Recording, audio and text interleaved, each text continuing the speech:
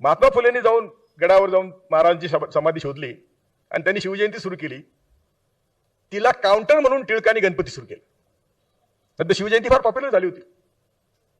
टिळकांनी गणपती सुरू केला आणि तुमच्या डोक्यामध्ये पुन्हा देवाधर्माचं खूळ घातलं.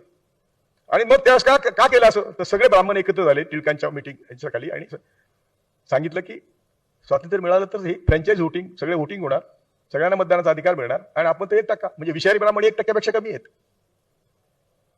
म्हणून तुम्ही ब्राह्मण धर्म सोडा आणि त्याला हिंदू धर्म नाव द्या. बाकी त्यावेळेस आम्ही जाणारच होतो ना. फुलेंनी म्हणजे छत्रपती शिवाजी पासून पुढे आमच्या उत्कर्षाला सुरुवात झाली आणि त्यांनी शिकवलं म्हणून आम्ही शिकलो. पण फुले शाहू आंबेडकरने आम्हाला का शिकवलं हेच आम्ही शिकलो नाही. हेच आम्हाला कोणी शिकवलं नाही.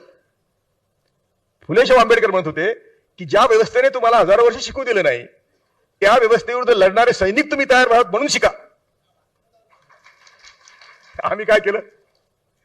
आम्ही आरक्षण मिळालं त्यांच्यातच सामील झालो.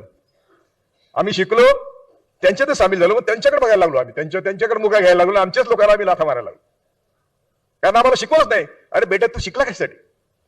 की ज्या व्यवस्थेने तुला शिकू दिलं नाही, तुझ्या बापजात्यांना शिकू दिलं नाही, संपत्ती ठेवू दिली नाही, त्यांच्या विरुद्ध लढण्यासाठी तुला शिकवलं आम्ही.